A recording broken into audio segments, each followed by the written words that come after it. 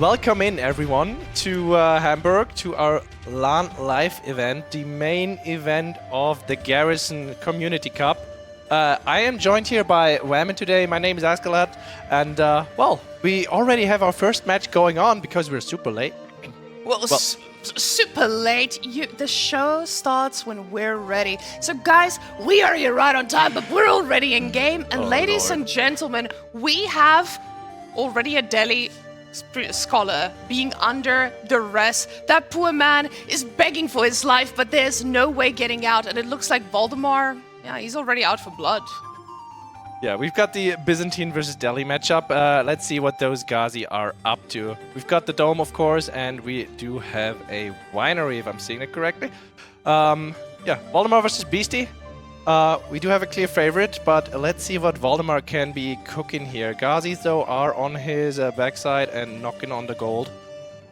Well, with Beasty's little scholars, you know, with Delhi, you need to get that map control. And even though we've missed a little bit of this game, we can definitely see that these scholars are trying to find their home. But Valdemar is doing what Byzantines has been doing pretty well, and that's overwhelming units. Now, Beasty, we do see that army count looking pretty even, but that can be very, very deceiving, as we know that Delhi's army includes those scholars. So these Ghazi raiders want to keep Valdemar busy while his army is knocking at Beasty's door as well. The scouts will spot this attack, though.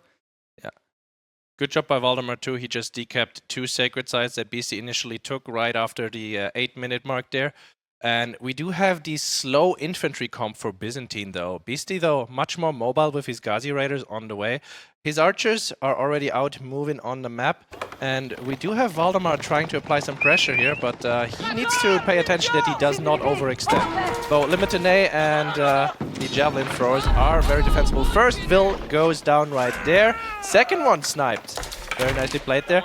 And now he's gonna retreat as to not get caught out. Where is Limitane? Now, Limitane, those things are fierce, especially when your archers are barely going to tickle them. Now, those javelin thrower numbers, they are quite scary. As you can see, Limitane's, they're scaring off these Ghazis. They're trying to get a little bit closer. Limitane already having their shields up, so they do run a little bit slower, but yeah, Beasty needs to retreat here. He cannot take this fight, realizes immediately. Archers are retreating because they would be just knocked out. Oh, a little bit of a rally mistake there, though. And the Ghazi are already back on the way to Valdemar's base and catching out reinforcements. And I guess that's what Beasty knows he needs to do. When you're in a situation where you know your opponent's army is bigger, you want to find a way to engage them and keep them busy. And that's exactly what he's doing. Running all the way to the back here to make sure that Valdemar needs to retreat, pull back, and do something about it. Now you see that poor little tower under duress, but the Limitane are here to assist. Valdemar target firing that low HP one doesn't get to take it down, but Beasty is not going to let that chief run into another tower anytime soon. Yeah, nice pressure applied there, and Valdemar realizes he needs to respond. That's the issue with his army. He always needs to move his slow units around. Ghazi are already back on the way towards the tower. Let's see if there's any reinforcements. No, needs to garrison again. Needs to send some units, otherwise the Ghazi will take this down. And Beasty is also already moving out on the map, so I don't think Pro Scouts is in effect for either player right now.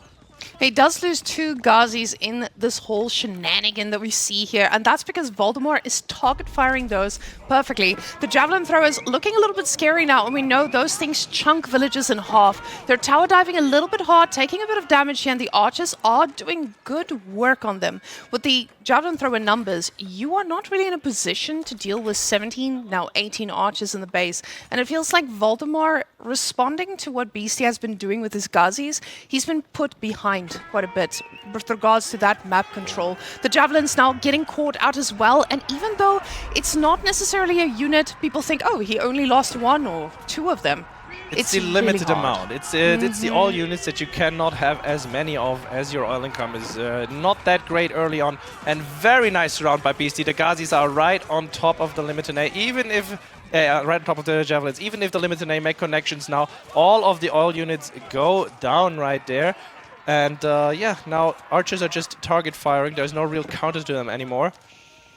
Now, that's the problem. When you get that archer mass to be that big, the javelin throwers, they can't target fire them as well anymore. But now the javelin throwers were taken out by those Ghazis. So Beasty willing to sacrifice a few Ghazis to get that control. We can see Beasty's face there on the right side. He's focused, but he looks calm and collected. It looks like he has a plan. Valdemar, on the other hand, though, he might be a little bit scared. Managed to micro that perfectly to stop the Ghazis from taking down those last little javelin throwers that are begging for their life right now, but the archers are firing away. And even those javelin throwers look like they're made of paper.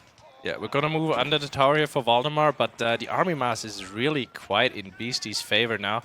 And behind this all, he's taking all 3 sacred sites. And Valdemar, he does not have any mobile units, and all of his counters to the archers are currently dead. So he's a little bit under pressure, I'll say. Yeah, no, Valdemar definitely knows that he's in a little bit of a tough situation. And with Byzantines, you usually have a lot of answers, right? You've got your towers, you've got your farms, you're going to get that olive oil, and those 3 units are going to be pouring out. But the problem is, when you're playing against Delhi, it's a civilization that just overwhelms you. And now this brings us back to a few seasons ago when they would have 60 archers in your base and you would just be begging for mercy. It feels like we're slowly getting to an archer number that feels that way. We can see those Limitane, they have their shields up, but they're melting at this. Beasty has all his military upgrades. The Ghazis are trying their best now, and Limitane just keep getting picked off. And you can see Valdemar cannot keep up with this production. Those Ghazis are feeling brave because they've got the archer mass to help them come all the way through. The tower getting reinforced now, and it does have a little bit of an arrow slit reinforcement, but this is still in danger of getting burnt down by the number of Ghazis that Beasty has. But you can see Beasty is cooking something. He's pushing, he has Valdemar under arrest, he's forcing him to make units, but at the same time, he's cooking a castle. Yeah, Castle Age coming up right now. House of Learning is already on the way, and at the same time, he's still winning the front engagement. Valdemar is still highly under pressure. He did add a stable now to get some horsemen out. Beasty does currently not have a counter, still has 9 Ghazis alive, which will do just fine. And by the time Valdemar has a sufficient number of horsemen out on the field, Beasty will be castle, and we might see some knights. Now, the thing about Delhi is, when you hit castle, it's not that instant power spike that you have. You have quite a while for those upgrades to kick in, for them to actually start packing that punch, but you're going to need some time. And Beasty is probably just going to be making units that are going to run him right over. Now, Valdemar, on the other hand, it doesn't look like he's anywhere close to transitioning to this. The moment he sees that Castle Age, that's when he knows things are about to get serious. Let's see what Beasty puts in the queue first. Obviously, the upgrades are in queue. He's got 4 more scholars being built as well. This man is going to support his army, heal them up, no matter what. I can't wait to see. I really hope that's an elephant. He's already on 19 scholars, and he's grabbing all of the relics at once right now. All of them are prepared at the relic locations. And meanwhile, also healing up the army. Very nice, but we surprisingly don't see any of the armored units in queue just yet. Just the upgrades are being pressed, so... And there is your grey friend. I've been waiting for this day since this morning. And I was like, hey, what could make my day even better? And that is an elephant, ladies and gentlemen. Not just 1, but 2. Ladies and gentlemen, we have elephants. I hope you're ready. Get your socks on, because they're about to be blown off when these bad boys run right into an army, do AoE damage, and take everything down. Valdemar now edging up to castle, but look at that amount of gold he's got in the bank. He's got 3 on gold as well. That's just going to mean you hit castle, but you don't have the resources to get the upgrades you need. And at this point, you have to ask yourself, what do I even upgrade? Well, we've got Beasty doing his usual thing. We've got him styling a little bit on Valdemar, letting him know, look, I'm taking all of the relics from the map, and Valdemar just shaking his head. Swelling. He knows he's not in the best of positions right now. Elephants and knights now on the way to his base. And then there's the not insignificant part of the other 30 units. Now, the thing is, when you're Byzantines, you feel pretty comfortable sitting in your base, defending, usually, because you have a lot of mangonel towers to support you in that. But Valdemar, he doesn't have that opportunity just yet. He's going to have enough stone to upgrade one of those, but I feel like with Beasty's mass, he's not even going to care about them. The elephants are on their way. He only has 2 of them, but 2 is enough to tank and to take these down. Now, the archers, though, they are giving some glancy little looks at that tower. The javelin throwers say, hey, come close, let me show you. But the Ghazis are ready for it. Yeah, that is the way that Valdemar has to play this right now. Take some pokes, move out just a little bit, no direct engagement because he simply cannot. He has half the military right now versus Beasty. He needs to fight this in his base, taking pot shots, and hopefully fighting under a mangonel tower if he can manage to.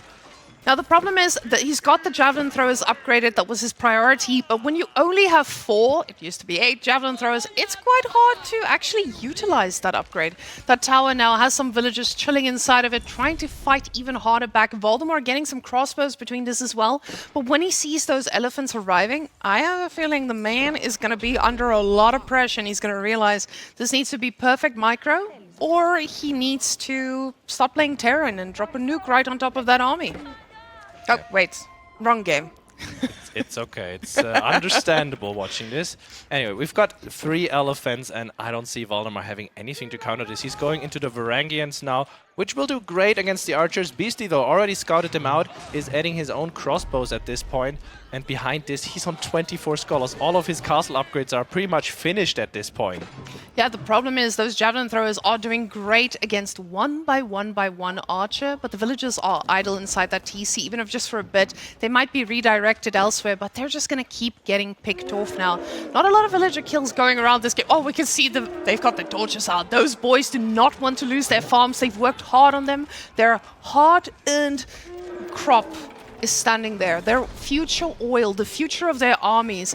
But look at those rams and look at those elephants. They are just ready to destroy everything in their path. Even the archers firing arrows straight at those olive groves.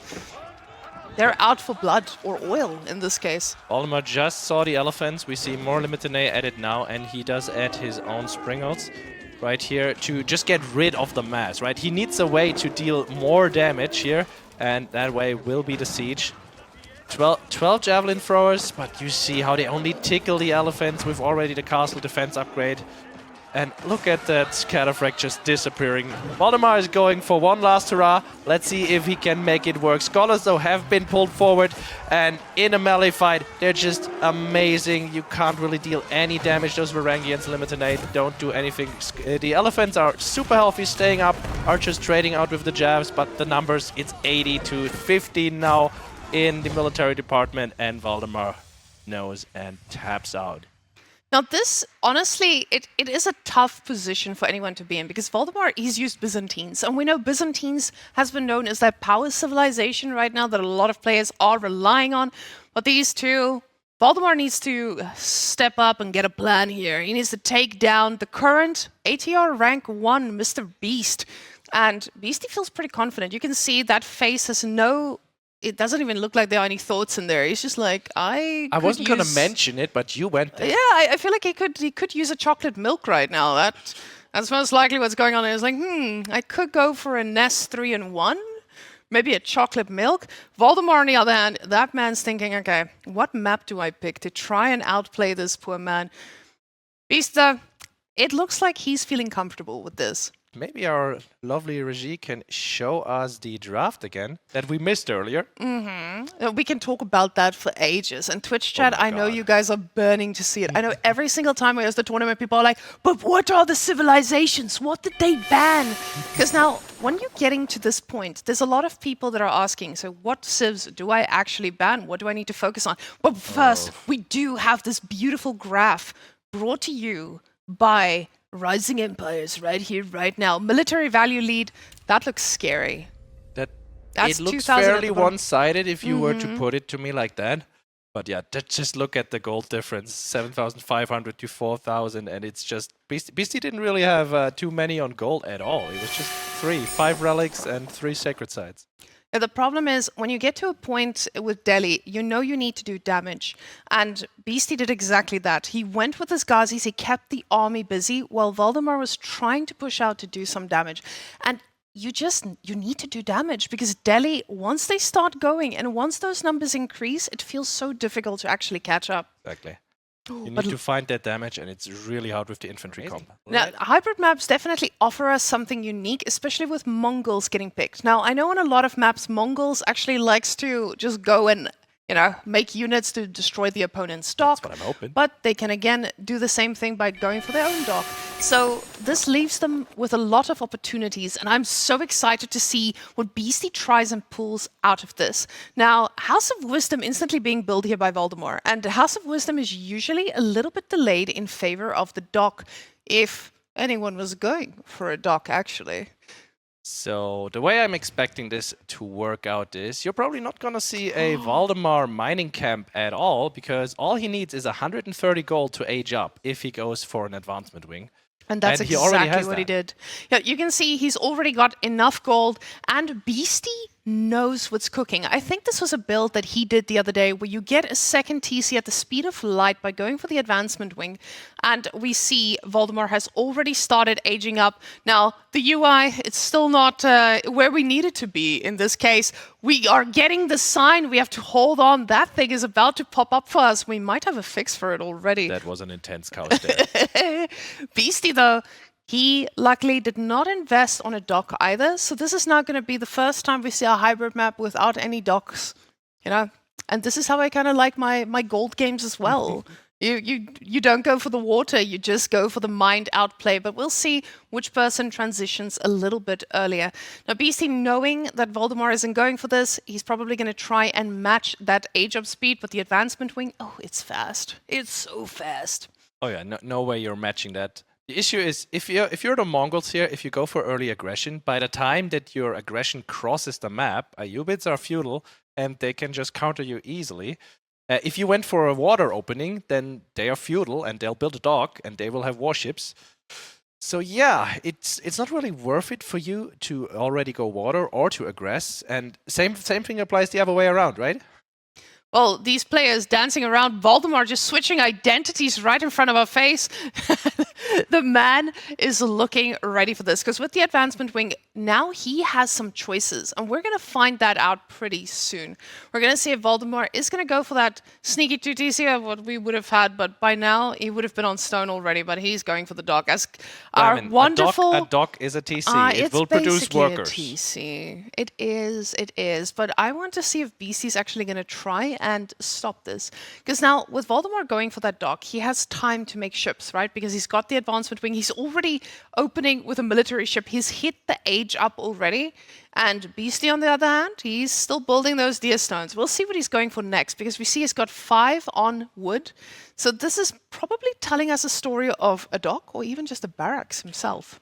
Yeah, we see Valdemar opening with the archer ship, now scouting out if there's any Mongol docks that he has to worry about. Of course, only one warship. It's a little dicey. Beasty can just sneak. There's the worker that we talked about sneaking in.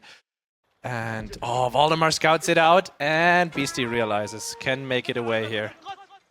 Yeah, now, this is a denial, but with Mongols, you have choices now, right? Because he can go for a stable, he can decide to go for a barracks, he could do that land aggression.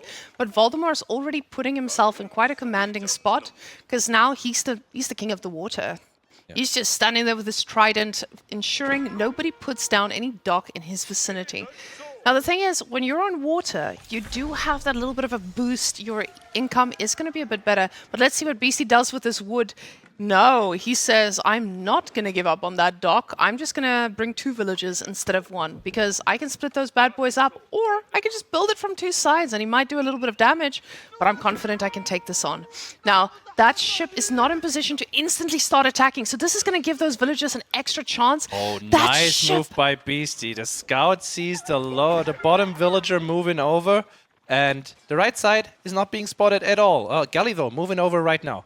The thing is, now with those 2 villages that he's building with, he can split those up and keep building, but he needs to be careful, because this can be so expensive. They're standing right on top of each other, and he loses one, he loses another. Oh, disaster. How's the left side dock looking? And the left side is getting built slowly, but after seeing what that Dow did to those villagers, I feel a little bit scared here for Fred, trying his best to get that dock up. He's trying to keep the galley engaged, though. Now Beasty most likely pulling another villager from the other side. Exactly what's happening here, but Valdemar, he knows. He's going straight for it, but now he's going back to the other side, because now with Beasty's aggression on both sides, he's just able to force a dock. And Valdemar making his own camels now, this is going to make it a little bit harder for Beasty to keep that pressure up once that camel lands in his wood line. Yeah. Beasty has the dock finished now, opening with his own Hulk there. And we do have Valdemar responding in kind, so he'll have 2-1 warships. Now, let's see if Beasty can keep that dock while another villager is moving to the top side, trying to sneak another dock. That's a lot of wood investment, by the way. And we do have Valdemar going for those riders now. We do have a horseman in queue, and there is one desert raider on the map. Galley spots out the other dock attempt, but Beasty's on the water. Yeah, the thing is that Springald ship is going to force Valdemar to either make his own or have to respond in sorts. And with Beasty now getting his own arrow ship between all of this too, it puts him in a pretty decent position. Beasty wants that second dock, I say, but he says he's willing to cancel it. Never mind. Double broadaxe now coming in for Beasty, so it shows he wants to get as much wood as possible to take back this. But the thing is, we're in a position where we're now going to be dealing with a landmass from Valdemar as well. So Valdemar now, he's got some land army, and this is going to ensure that Beasty has to respond on land too. He can't just sit back and relax. Yeah. LAN attempt at the gold right there for Beasty. He has to vacate it for now. 64 left. He only needs gold to make demo ships, but right now he cannot afford one.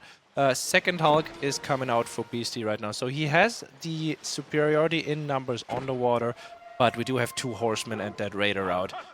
Now, it doesn't look like there's any more landmass coming from Valdemar just yet, but with him having a little bit of that eco lead that we see 28 to 24, those 2 villager kills pretty early on, and a lot of idle time from those villagers from Beasty in the early game, it does start adding up. Now, the thing is, when we look at the ranks of these 2 players, we know that Beasty is a little bit favored here. So in all of this, Valdemar still, even though he has a lead, he needs to still play perfectly. This man has a lot that he needs to do right for him to be able to take Beasty down. Because we know Beasty, this man can cockroach real hard. 4 is being pulled and the worker gets taken out. But we do have an engagement on the water right now. And looks like Beasty will be pushing in right there. We're under the dock and we do have 2 fishing boats. But the second dock of Valdemar that was really, really late is being denied right now. We do have a demo ship on the way. See if the galley will be in time to snipe that. Coming out, and Beasty immediately pulls back and realizes. And it's gone. Yeah, no, that's the problem with those demo ships. You need to micro them absolutely perfectly. But beautiful pick up there by Valdemar. Exactly what I mentioned before. Now he gets the Khan as well. And you know what Lennox said. Khan die, I die. So Beasty in a little bit of danger now because that was his only unit on land that can give him this information. Luckily for Beasty, though, he's on wood.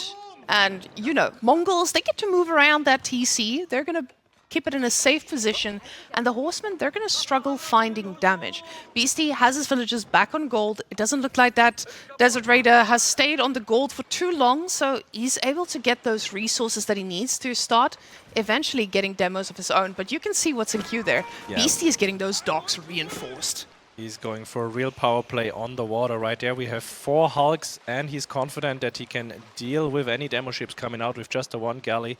And the 2 naval arrow slits that are right now coming out. So Beasty making that big play for the water, and I don't think Valdemar can hold this right now. He does have 2 of his own Hulks in the queue. Now, with Valdemar getting more ships, this is... I mean, it's going to be important for him to hold this, right? Beasty, though, with that defensive advantage he's got, he's able to get a little bit of fishing done too. We see he's got a lot on gold, so he's able to spend as much as he needs. And I just saw the demos being clicked up. It looks like Beasty wants to win this water. You know, when you have a big lake like this, there's a lot of deep sea fish you get to fight over. So once he gets control of this, this is going to snowball real hard. Valdemar, though, still 2 vills ahead, and the Uwu is now under the res. Getting rid of that free stone income is really nice for him. By the way, other really nice thing is he now has 5 Hulks, so he can one-shot the demo ships. But there's a big connection. One goes down. Other demo ship got denied in time, and Valdemar manages to pull back his Hulk and repair it with the worker ships. Oh, and Beasty, a little bit of a miss rally there. That one makes it just barely away. So, got a little bit of a stalemate on the water. Valdemar up to 6 Hulks now, but he did lose his galley. Let's see if he's going to replace it or he's just going to say, damn it, I do have enough Springles. I can just shoot things. Now, what I want you guys to notice as well is Valdemar has idled his TC for a bit. And this is not because, people idle their TCs. This is showing exactly how much pressure water can add to a game. When you're focused on the water, when you know, oh, there can be a demo ship at any point here, you sometimes forget about these things. There's just so much to focus on. With him raiding Beasty space at the same time, even though he killed 3 Vils, this is dead, almost dead even in the... Oh, I say dead even, but look at that. Beasty has finally caught up properly, but now the water mass, he's trying to flank. Right there. Valdemar needs to react to this. First shot, and the second one will connect. Here come the Baneling splits. And showing beautifully how easily this can snowball. But now, with the amount of spring-old ships we have on water, we're definitely going to be able to respond to these demos. The thing is, a lot of players actually like going for a lot of them. We've seen Vortex on water and how he just likes to make 8+ of those and run them right into your army. And Valdemar has 3 of them in queue. So he can potentially take down this army of Beasty if he loses focus for a moment. Big detriment for Valdemar right here, except that his goal is being raided, but also the fact that he's still on Golden Age 0. But he loses 2 workers right there. Third one is under duress, will probably not make it away. And Beasty attacks on the water at the same time. Demo ships are being moved forward and are just running through, even though there are galleys, 1 connection on each side. It's just so much pressure. There's absolute chaos right now, and that's what I mean. There's so much happening on water. Beasty is a little bit more experienced on these water maps, so this is most likely going to be his comfort zone. You can see he's attacking on the land, he's attacking on the water, and he feels kind of comfortable with this. Valdemar doing an amazing job at responding to this. You can see instantly target firing as much as he can, but those Keshiks definitely kept him busy for a while. Yeah, we've got the great snipes there on the 2 demos, but more are on the way. Beasty's just still functioning on his 4 Hulks that he's moving around with. And we're still on Golden Age 0. Please, we want that 10% extra income that Ayyubids can have. It's such a huge deal here, especially for the wood income that he's currently super lacking. Has 19 on wood, has no wood at all. And he's getting his own naval arrow slits right now, because every time Beasty applies the pressure, well, he has no fallback. That's the thing. Beasty has a defensive area that he gets to pull those ships back toward and heal them back up. Now, with Beasty having 9 on gold, though, I was about to say he's going to be queuing up some upgrades. Gets wheelbarrow now, one of my favorite things in this world. Valdemar already drowning in his own wheelbarrow, so he didn't have the golden age, but his villagers, they've been running really fast. The thing is now, looking at the split here, it does look like Valdemar is trying to focus a little bit more on the land. Now, this fight is looking a little bit scary. He needs to be so careful, but this goes for both of them. Any demo ship can change this game. I mean, you can really see the focus there on those 2 faces. And you just need to realize every time the demo ship comes out, Valdemar needs to be looking right there. It needs to control these units as he pulls back, as he stutter steps to get those spring-out shots out. And while his goal is being raided again, that's the thing. Goes down. Those Keshiks, they do pretty well against anything. The Desert Raiders, even though they have that camel unease, these Keshiks are still pseudo-knights, so they can still do a pretty chunk of damage against most armies. But we can see the supply is in favor of Valdemar. The thing is, that is a supply on water.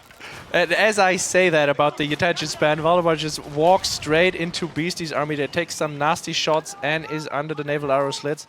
But most of his army stays alive right there. And another Vil goes down, which we currently missed. Yeah, Valdemar is also raiding and trying to get his own tower up defensively.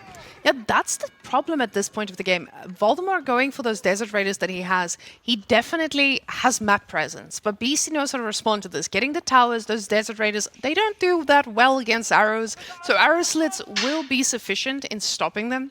But Valdemar, he knows he needs to keep this pressure up. And with that villager split, I'm expecting him to maybe decide to go for castle eventually. This looks like a scary castle play. Scary for him because naturally Beasty is currently still making warships. And if he decides to click up, that still needs to take another 2 minutes until he actually arrives there. Yeah, he's definitely going for castle here.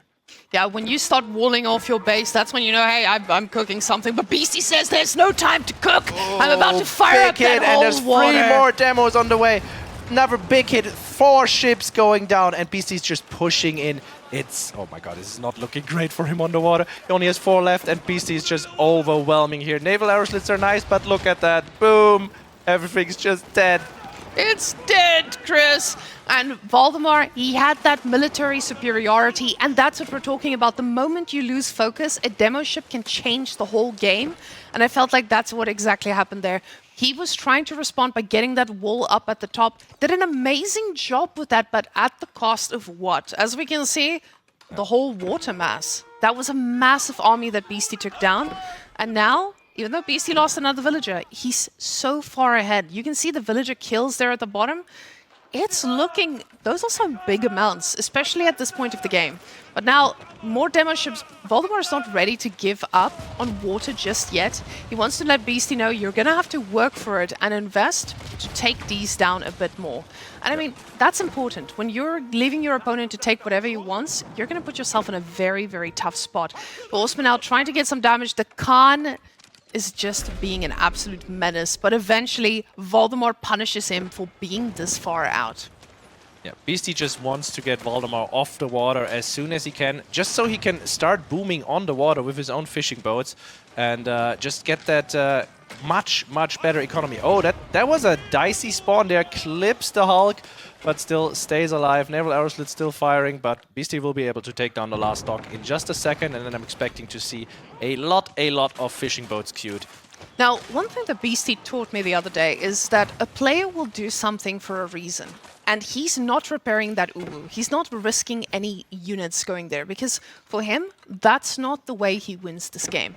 You want to only react to things that mean something to you. So with Beasty, not caring about that whole scenario over there, he's okay with this going down. He's got a plan. Like you said, he wants to boom on water. He's going to live his best life over there. Let's see what Valdemar ages up with, though.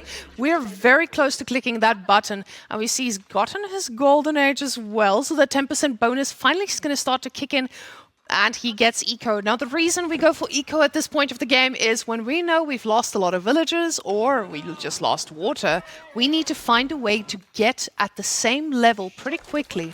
Otherwise, we're going to fall behind exponentially.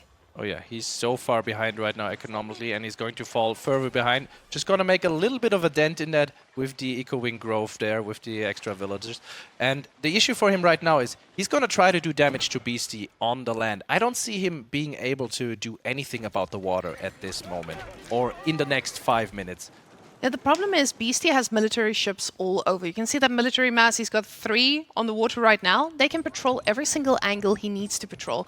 And Beasty feels pretty confident. Even though these units are in his base, he's like, I've got towers. I know when things are coming. And just want to point out, no professional scouts this game. Love that for us. I know it's water, but you know, any game with no professional scouts is a good one. I'll take it. I'll take anything. You can see Beasty taking a lot of gold, thinking about his own castle age as well while he goes on the deer with his extra vills. Horseman trying to be a pest, but there's just not enough to do real damage. And Beasty adding in some archers of his own. If you try to go for the HF, if you have some leftover wood, anyway, then yeah, it's a really nice attempt because they cost neither a lot of food and they don't cost any gold, so all of your HF resources are safe. And the Desert Raiders, they just can't deal with the archers right now. So the archers are accompanied by a Kana hunter. So now, you know, you've got extra spicy archers chasing after those. Those are very susceptible to them already. And more attacks coming from Beasty on the side. And he doesn't really have anything to help with those Keshiks in his base. Valdemar right now, he's trying to make spearmen, but we know how scary Mongols can be when they've got a Kurultai with this as well. Valdemar, though, he's got a lot of resources in the bank, so you can see he's waiting for that age up to start making possibly the camel lancers to handle this. Kurultai halfway done, as we're seeing there. Valdemar hitting the castle age, and Camel Lancers instantly queued up. Gulams alongside. He needs some chunky units to be able to handle what Beasty has in his army, because archers are going to hurt most of what camels are. Yeah. I do like the read from Valdemar here. He just produced a few spears just to deal with potential Keshik raids as he ages up. And now he's going to go straight into armored units. Issue for him is Beasty will hit castle age in about 4 seconds. And, well, okay, 2 seconds. Fine. But now he's pushed off the gold as well, right there with the Keshik, trying to grab the relics, and Beasty immediately going for the speed upgrade for his Kurotai that will be moving across the map. We see him go into crossbows, into men-at-arms, who cost a lot of food naturally. I mean, just look at the eco numbers. It is insane. Valdemar, by the way, adding in his second TC like 3-4 minutes ago. He's trying to catch up. He needs to.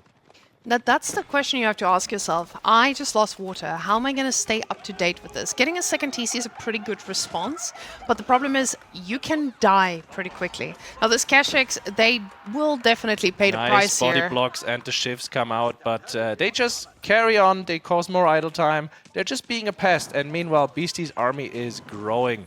Now, Valdemar does luckily have a backwards gold here that he can fall back on and just try to get a few resources in there.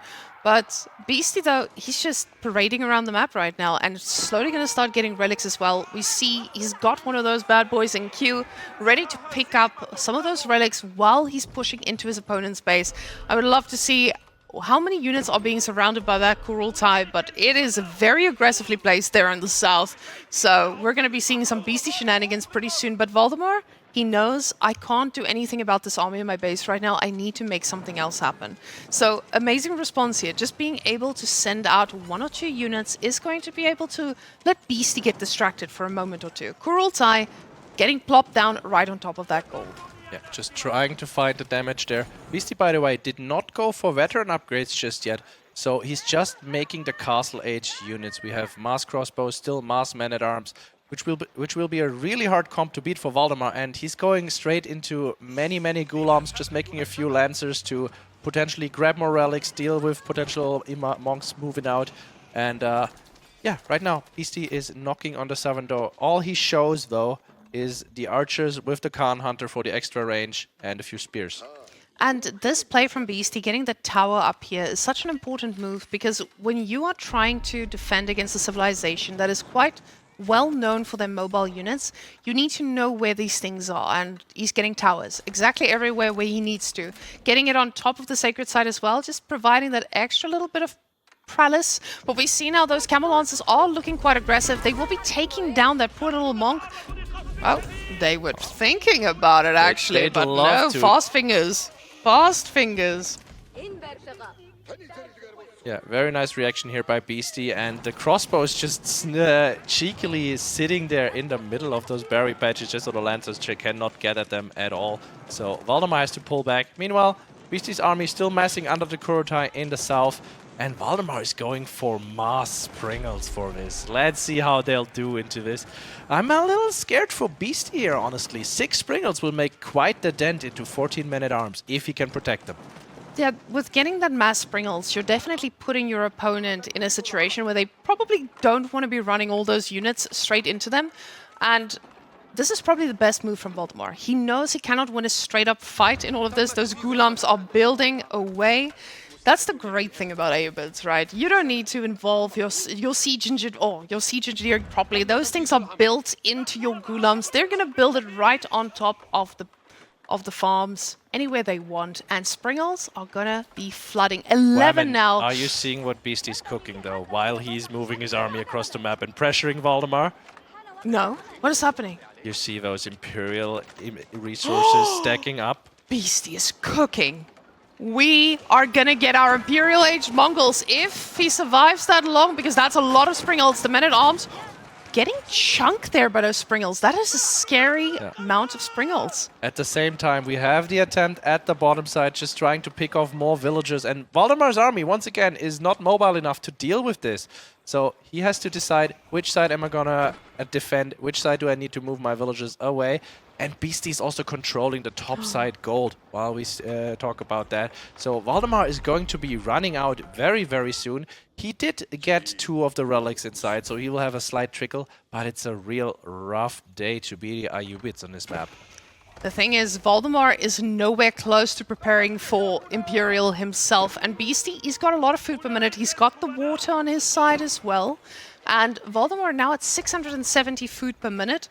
This man is not ready to produce the amount of units he's going to need for the Mongols that start overwhelming. Great read by Beasty. I'm not sure if he saw it or if he's just going to randomly move up there.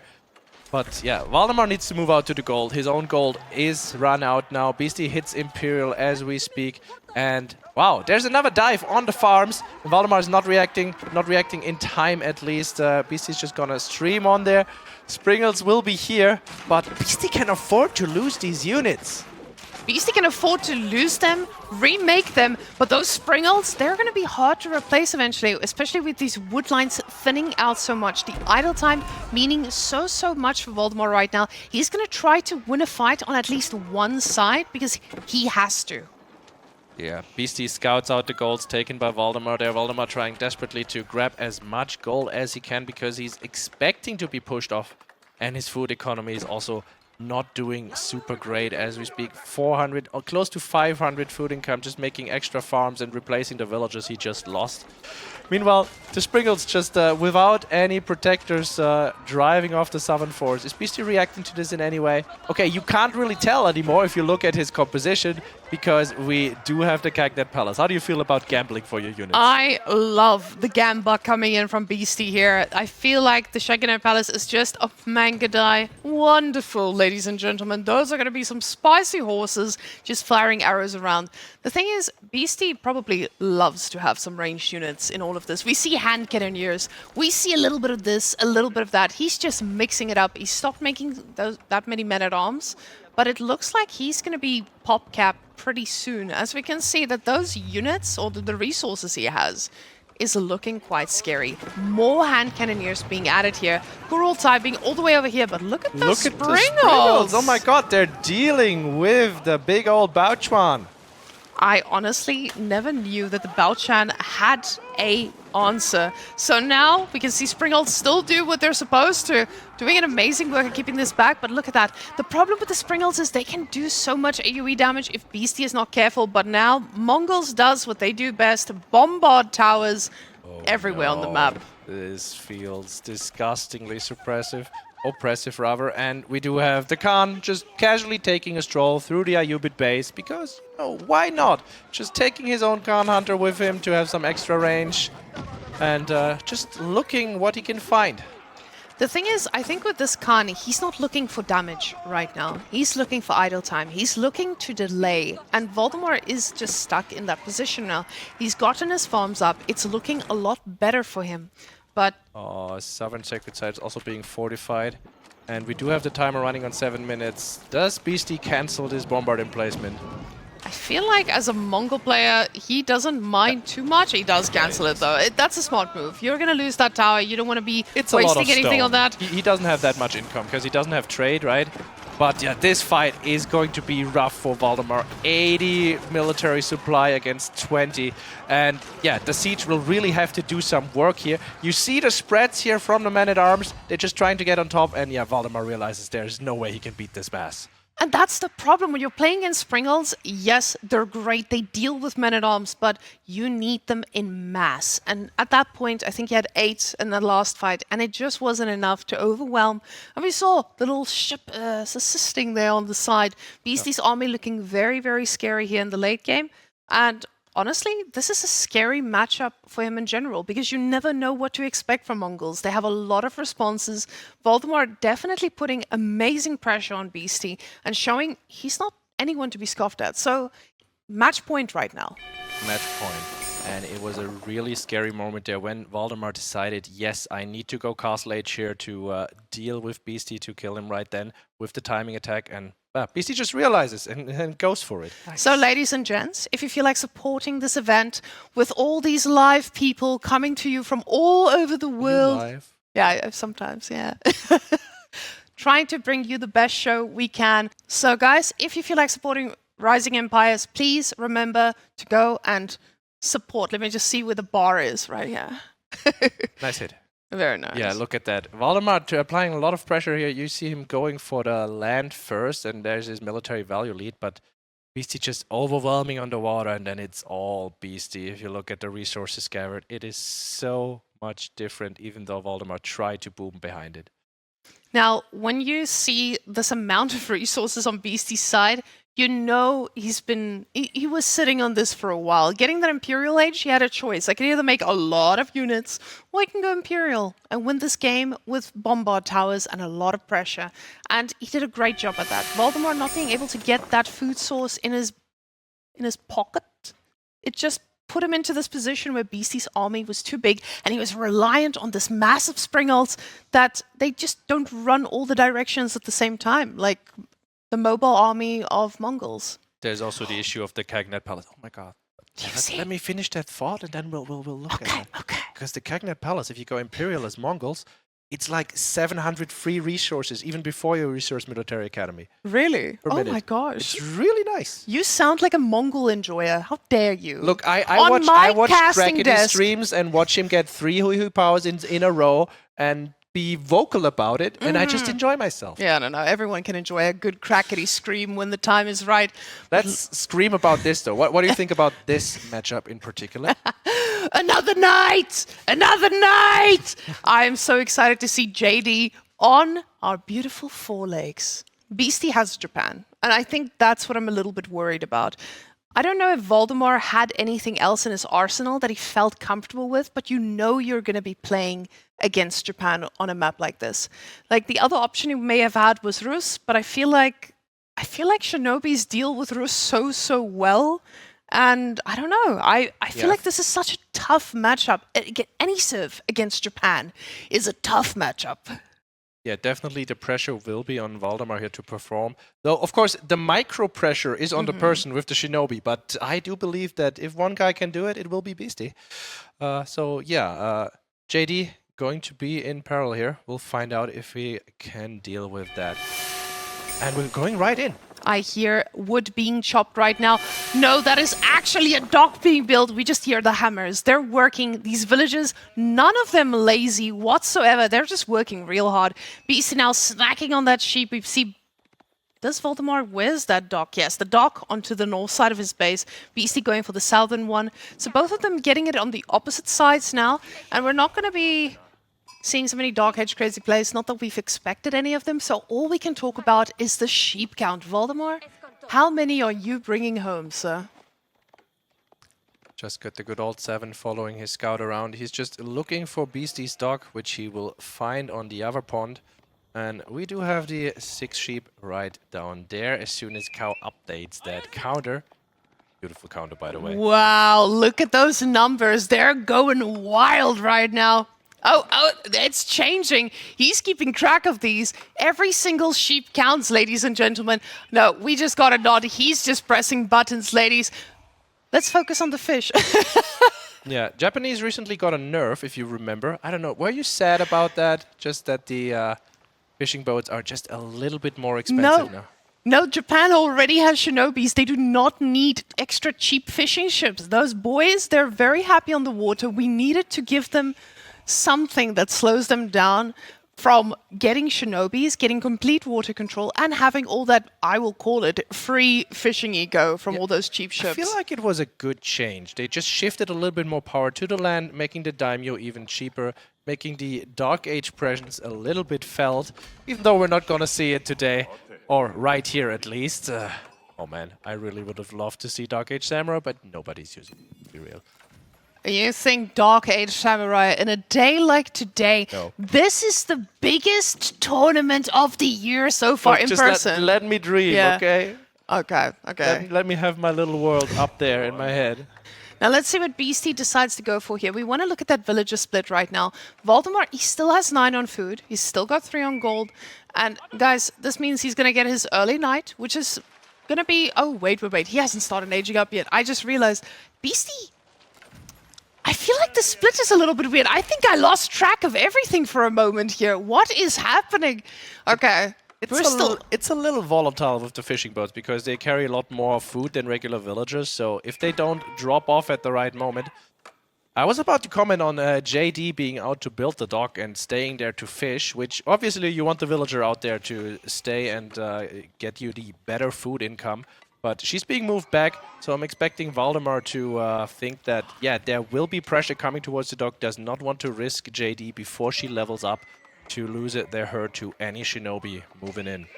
Now, the thing about Beasty's scout here is he's being a little bit cheeky. We can see all those deer just being spread around all around the map because you don't want to let JD get those optimal deer gathering rates that they will be getting there. Valdemar, I don't... Wait. Are those... Oh, no, I was going to say, is that TC idle right now. I think he No. sacrificed a villager there to be able to build that school of cavalry as early as possible. That TC did not look like it was building there for a second, but that's just the problem with water. You're trying to balance your economy at the same time, and when you're dealing with fishing ships, when those boats start dropping off, you need to make sure that you have the food for a villager. Now I have to do a little work here for my boy Valdemar, because Beasty's currently 2 workers ahead. That means he has 2 more fishing boats. He's actually 2.5, more like 3 workers ahead. Yeah, okay, damn it, you might be right. Yeah, it seems like Valdemar. That's just the thing. Milk goes out, and unfortunately, Valdemar would have loved to put that right there and have some deer on top of it. He can still push in 2, but yeah, wheelbarrow coming out early. And he does have enough to immediately queue a knight once he's up. Beasty, though, pushing out that Coca Township with 6 villagers. And now we start watching for any moving dots on the minimap to see if there's going to be an aggressive dock coming from either player. Now, the fishing ship economy is going to be so powerful for something like JD, but you're going to have a night out, and Beasty is going to need to do something about it. And I don't feel like the Shinobis do that well against it. A knight is probably the answer you're looking for. But with the Shinobis, they can be in a lot of places at once. They're a little bit cheaper, but the tower is going to solve most of those problems related to knights. Immediately queues up 2 extra Shinobi, and it looks like with the tower on the gold as well, obviously against the Night Civ you kind of need it anyway, but this might indicate an early castle age. Also puts a lot on gold now with the fishing income that he already has through the food there. This looks like Japanese might just rush it up to castle. Ooh. And that's going to be something spicy. I would not say any one of us would have been able to predict it. Just getting the constant knights out already means you sacrifice going for that second dock, sacrifice going for that water pressure. He gets wheelbarrow, double broadaxe as well. This man is just going to be pumping out units. But BC now going to have 4 Shinobis. And those are going to be quite annoying to handle. The thing is, we want to see if BC actually goes for a second dock somewhere and tries to deny anything of Valdemar's. But yeah, he's got a second dock on his original lake, but usually you want to get an extra lake in there as well. Beasty now 9 on gold. He's not focused on that. They're both... He's going for castle, actually. Oh yeah, second tower is already going up, and he'll likely arrow slit them too if he feels the need. And Shinobi are also just hanging out there. They deal really well with single knights because they have so high base damage that the knights can't really fight back and just get overwhelmed. Valdemar going for Jenny's ranged form here. And she will be heading towards the enemy base in a short while. Yeah, she's already here, moving from the bottom side. Now, with JD's presence on the map, keep in mind, you don't want to lose this woman, but she does want to take a good fight. So, with BC now, he did lose one of those Shinobis. We can see Valdemar is trying to put a little bit of pressure out on the rest of the map, and Beasty's fishing ships, they're very focused on that one island. Galley is already on the way for Beasty to defend against the Knights here, trying to burn the dock. And I do wonder if Valdemar will go for that counter dock here on the eastern pond there, because otherwise, I mean, he knows this galley is coming. He knows that will be the expected response. Jenny, though, doing a good job here, trying to... And she gets one immediately, going for that true strike shot there with the unreduced damage. There's the galley out. Valdemar already pulled back. He knows the timing. He lost one scout, unfortunately, but Knights all stay alive and healthy. Now, JD, she loves picking off those little villagers, but keep in mind, she needs to be careful, because when you get a bunch of Shinobis that can just pop up on top of you, that's when things get a little hairy. But Beasty, he's already started suspending the gate. It's going to be floating all the way, and then we're going to get some knighted samurais, and they're going to deal with French knights without even blinking. We've got an 8-minute H-up right there, and going for that full surround with the docks on the water, so he cannot get counter-docked, so his fishing is safe. His gold is already under double tower, so he's not gonna really be pressured there either. Valdemar, though, going for the full all-in. Look at that. He spent all of his food at this point. Has 2 knights in queue, is producing archers as well. Will he be able, though? Will we see that stable come out for Beasty? Will he go for the mounted Sams? What will be his weapon of choice? Shinobi's trying to be cheeky here, and they do get 1 worker kill. Now, getting a little bit of a Vil pick off every here and there is going to be absolutely amazing for him because, again, Valdemar needs to do a lot more things right than Beasty needs to do in this It is an case. archery range, so we're going to be seeing some Onamusha coming out. And this is absolutely wild to think about. Onamusha, they do absolutely fantastic. Oh, that was scary for a moment there. The priest spawns on the right side. Knights are within half a screen, but makes it away. And for Onamusha, immediately queued for Beasty, and his income is still super secure. So Valdemar will have to find a way to deal with those. But we do have 8 archers on the field already. Now, when you have 8 archers, they're going to be able to do a lot, but keep in mind, Beasty has +1 upgrades already. He's actually ready for those archer numbers, and with enough Onamusha, you're just going to be able to outrun those archers. You're going to be able to out-kite them. So with enough numbers, he's going to be okay. And Beasty getting those eco upgrades, he's pretty calm about this. He's not too worried. Onamusha numbers are increasing slowly. He's feeling well. Valdemar scouts out the Shinobi, leaving. It's unfortunate for Beasty. There's one more somewhere on the map, but this one will not make it back alive. So when I think about JD, I think about a woman who loves a fight. Beasty, however, he doesn't mind taking a fight to her in castle. And that's exactly where he's sitting very, very comfortably right now. Both of them still being on one lake, but Beasty looks a little bit more populated there. We do see the 5 villager difference, and that's going to put us in a very strange position. Straight into Valdemar's army, but all they get are some pot shots at the knights. Valdemar cannot bring the archers in range in time. And Beasty's just getting the speed upgrade. Every time you walk into the view range of an enemy unit, you can see them glowing right now. They get super speedy, and that means Beasty never needs to really take a fight if he doesn't want to. And that's the thing about JD. She's wanted a few fights by now, and she is not going to be getting any of those. So once she does, I feel like that's going to be when the army is already super, super chunky here from a Japan player. Now, what I can see here is a stable. Oh, a Wololo coming up. I did hear a dead priest right there. Beasty trying to bring the first relic back, and his first priest unfortunately goes the way of the dodo.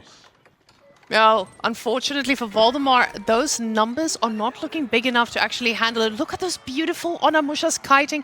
We can see with their bannermen supporting them, they're going to be pretty much okay taking most fights. Focusing JD, she takes a lot of damage. And she's immediately down, just 2 volleys. And she instantly gets brought back. Valdemar says, this is worth it. I need to get every bit of experience I can on this woman. And the problem is, I just don't know if she's going to be able to get back into the range of getting these properly. We see it's only 250 gold to buy her back right now. She's still level 2. So she doesn't mind, not too many resources spent on her, but Beasty now, he's again just going to keep kiting. Now the samurais at the front here also there to tank quite a bit. Nice connection there for Valdemar with the charges, but unfortunately Onamusha do so much damage to the knights. So these knights are trying their best to frontline, to try and tank. They did take down the bannermen, but the problem is there is more coming, and it doesn't feel like Beasty is going to have to slow down. His gold is pretty much secured. He's got a lot of fishing boats, living their best life, getting everything back to base. And now, relics are going to slowly start pouring in as well. But this looks like a fight Valdemar's about to take, and this might be very costly. JD loses a knight for it, though, but we do have nice pot shots here from the archers on top of the Onamusha. And JD stays alive. Whew. Barely. She is running away, a little bit scared right now. But Beasty doesn't want to take that raid again. He says, I need my gold. Let me just get that, and then we'll talk about this again. He says, I need a few more Onamushas to make this go my way. Now, with his raids on the other hand, though, he's going to force Valdemar to keep making units, or send them all the way back to his base. And that's exactly what Beasty would like here. He needs to try and get Valdemar to be delayed so that those relics he starts getting is just going to be able to tick as well. Just so very few knights made, and you can already see how much idle time there is. Well, another big engagement, and JD, with her true shot ability there, she can take out an Onamusha really reliably every single time there's an engagement. So Beasty needs to be careful about that.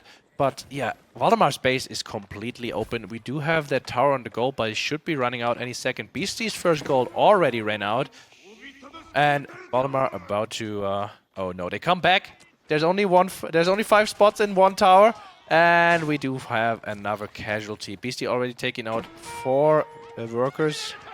But yeah, another priest trying to go for the southern relic. Now, keep in mind, those priests are basically free. They spawn by themselves, and he's just going to be able to run those around and pick them up for free every single time.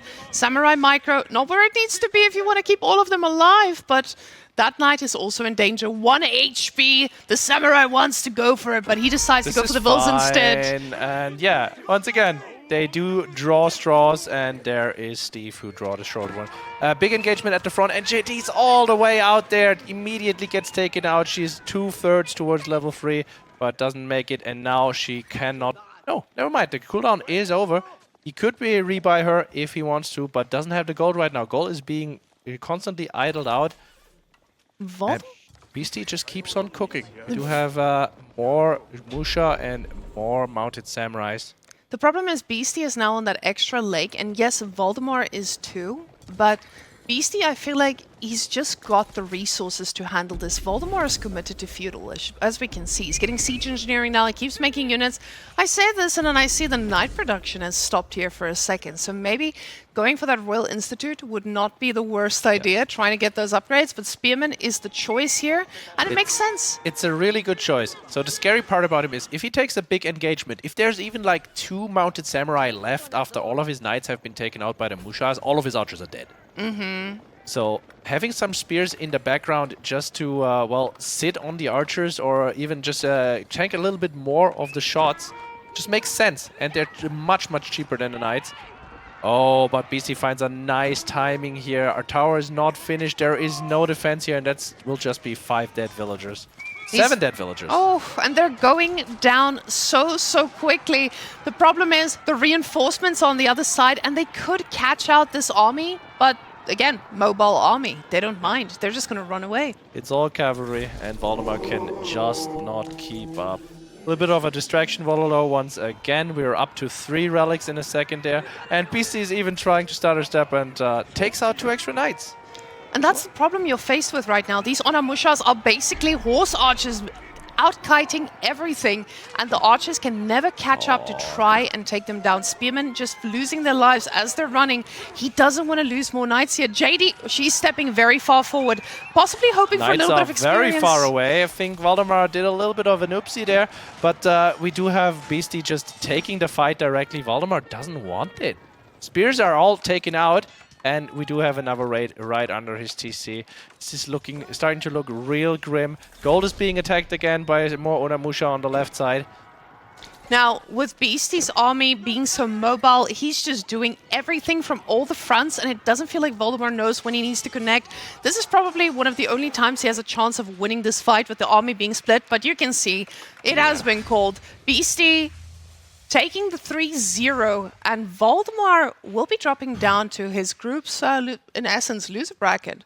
Beasty, though, he's got another match today, as far as I know. Winner matches do get played for the rest of the day, so Valdemar needs to think about his match upcoming, most likely tomorrow, right? Most likely tomorrow, yes. We will be having the winners bracket matches after the second opening match in the Group B. And yeah, look at him. Yeah, he's just mentally going through the game. Beasty though, super relaxed, just won convincingly. Yeah.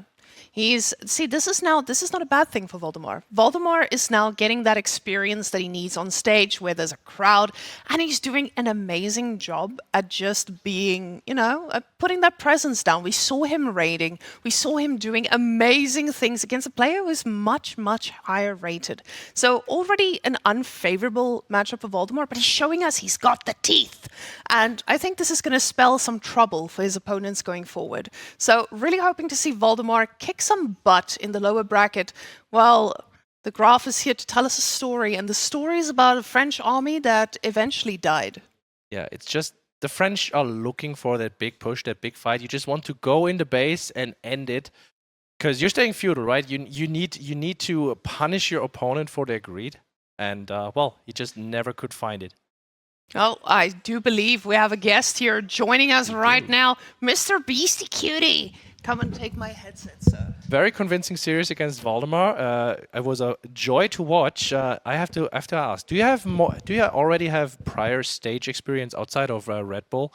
Yeah. So I mean, I've competed in StarCraft 2 for a while, so I didn't do too well on those lands, but yeah, I've had years of experience, and you know, it's completely different when you play on LAN and when you play online. So I think a lot of these guys don't have too much experience playing here. Yeah, I think it's the second time for Valdemar. He was just at King of the North, and other than that, like you can see the pressure getting to some people more than others. But I think he did it really well, especially on the Ayyubid game where I saw your Mongol strategy against it.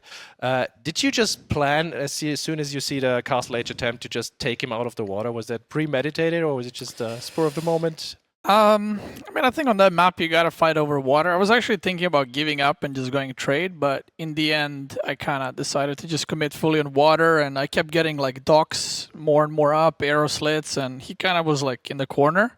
So I felt like if I get some good demo shots, it's probably gonna be over for the water. When he was huddled in the corner, it was horrible to watch. Just 5 hulks disappearing. Or good. Yeah, really good to watch. Yeah, depending what you like. Yeah. War crimes have been witnessed. Yeah.